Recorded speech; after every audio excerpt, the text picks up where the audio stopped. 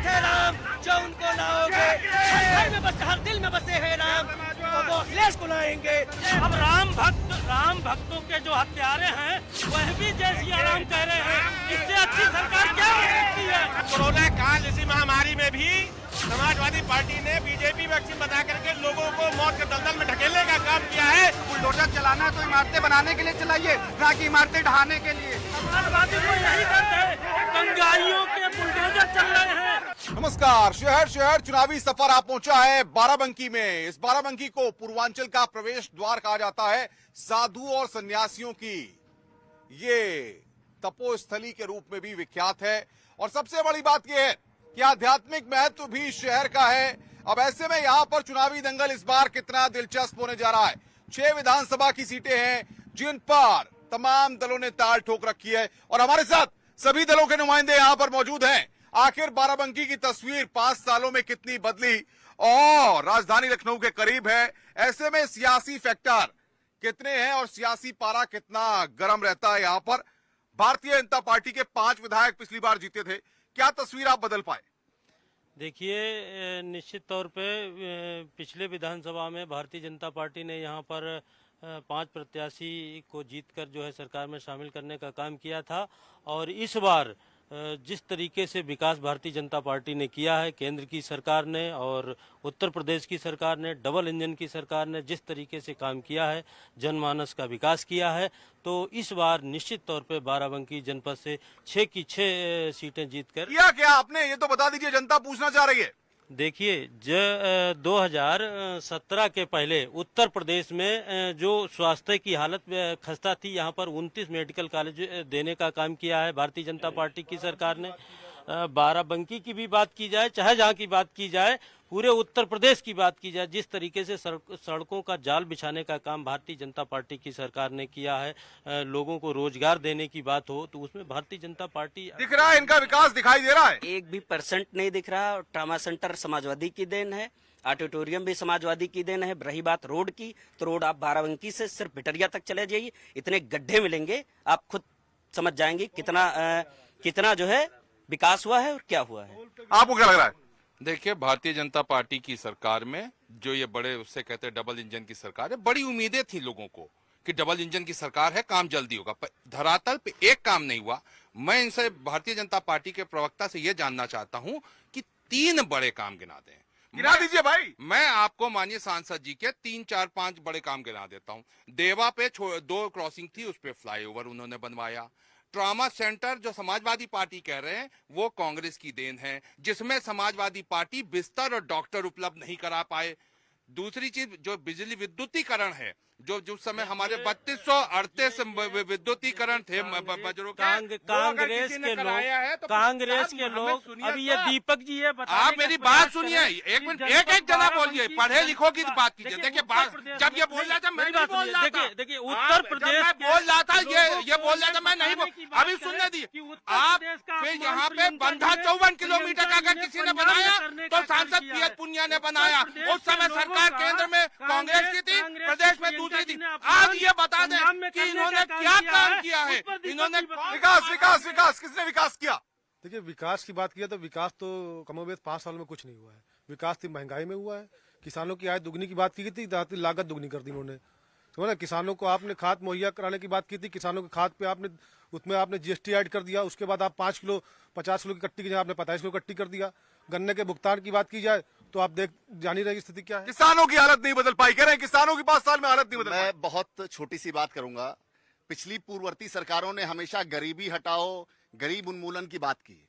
गरीब और अमीर में जो फर्क होता है वो फर्क दूर करने का काम किया है भारतीय जनता पार्टी ने।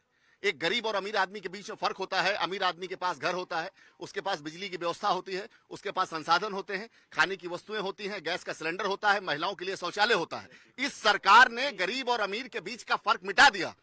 गांव गरीब में एक एक व्यक्ति को आवास की व्यवस्था कराई गई। महिलाओं के फर्क दूर हो गया। फर्क क्या दूर हुआ? सिलेंडर 300 का मिलता था, आज बताइए 1000 रुपए का मिल रहा है, तो फर्क दूर हो गया, गरीबी दूर हो गई। कैसे दूर हो गई भाई, आप बताइए। किसानों की दोगुनी आय थी, कह रहे थे कि दोगुनी आय करेंगे, कहाँ दोगुनी आय कर दिया? 13-14 रुपए किलो धान बिक रहा है, 100 रुपए में डीजल बिक रहा है, कैसे दोगुनी हो गई? कोरोना काल से हम लोग पीड़ित हैं, सारा व्यवसाय सब बहुत सी सारी चीजें प्रभावित हुई। एक एक व्यक्ति गांव गरीब में अनाज की व्यवस्था, मैं जिन जिन गांवों में गया हूं लोगों से मिलने के लिए 100% लोगों ने कहा कि हमें अनाज मिल रहा है, भोजन की ये बता रहे हैं सब मिल रहा है, मिल पा रहा है? नहीं मिल पा रहा है। जो गरीबों का है, किसानों का है, कौन हम लोग को लाभ मिल रहा है? कुछ नहीं मिल रहा है। बेरोजगारी चरम सीमा पर जा रही है। ये कहने की बात है इन लोग को। जुमलेबाजी कब तक होगा? हम लोग की सरकार रही मायावती शासनकाल में बढ़िया व्यवस्था रहा, दूसरों और आज अधिकारी भी नहीं मिलती कि 7 में 10 बजे। कानून कानून जो भाषण से पोषण नहीं होगा, बात समझिए आप। बात बोले भाषण से पोषण थोड़ा गरीब में जाइए। बताइए, आप बताइए। जी कानून व्यवस्था जो है बढ़िया नहीं है, और गैस सिलेंडर, पेट्रोल, डीजल के दाम सब लोग जानते ही महंगा है। महंगाई बड़ा मुद्दा है। महंगाई बड़ा मुद्दा है। महंगाई क्या है? महंगाई देखिए, जब रोजगार होंगे, जब सड़क बनेंगी, हमारे आपके पैसे से सड़क बनती हैं, तो जाहिर सी बात है महंगाई थोड़ी बहुत ऊपर नीचे होती है। 2 साल से पूरा प्रदेश, पूरा देश कोरोना में पीड़ित है। आप बताइए, उन्होंने बोला कानून व्यवस्था की बात। आप हमको बताएं, पिछले सरकार से इस सरकार में दोनों कंपेरिजन कर लें, कितना लूट, हत्या, बलात्कार हुआ है? इस सरकार में कितना हुआ है? लगातार ग्राफ बढ़ता जा रहा है, लूट हत्या लगातार बढ़ती जा रही है। आज महिलाएं परेशान कहीं कुछ नहीं बढ़ रहा है। हाथरस में क्या हुआ? बाराबंकी की बात करिए। क्यों हाथरस हमारे उत्तर प्रदेश में नहीं आता है? आप अगर बाराबंकी की बात करते हैं हाथरस, तो मैं आपको बता दूं, बेटी को जिंदा जला दिया, मिट्टी तेल डाल के जला दिया। 2017 के पहले कि अब थाने का FIR निकलवा के देख लीजिए, इसमें देख लीजिए कितना।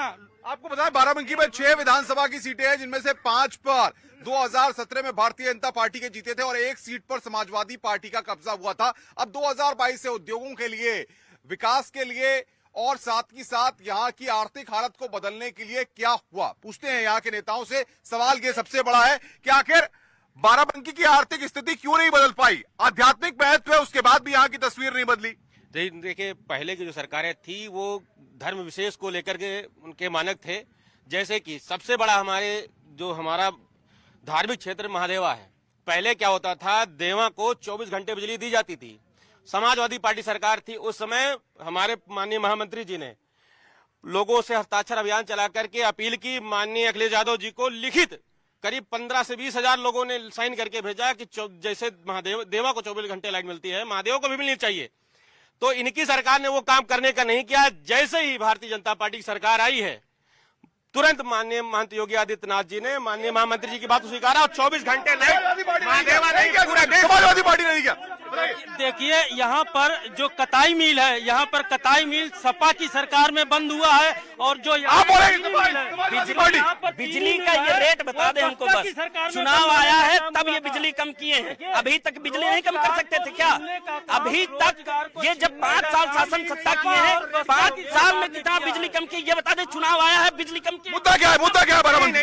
मुद्दा देखिए है बेरोजगारी का, मुद्दा है किसान की आय का, और मुद्दा है कानून व्यवस्था का।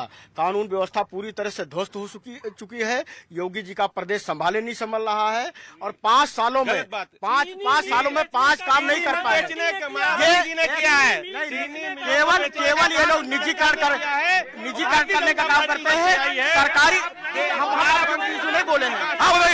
अगर चीनी मिल किसी ने बेची, इनको लगवाना चाहिए ना। डबल इंजन की सरकार है, स्पिनिंग मिल जो कि बंद हो गई, इनकी डबल इंजन की सरकार है। मैं भारतीय जनता पार्टी से पूछना चाहता हूँ, क्यों नहीं लगवाया इन्होंने? सिर्फ ये लोग हल्ला कर रहे हैं, और हम कह रहे हैं आपके माध्यम से मैं इनसे पूछना जानना चाहता हूँ, 3 बड़े काम ये बताए कि इन्होंने जनपद में किया। आप बताइए, विकास क्या हुआ?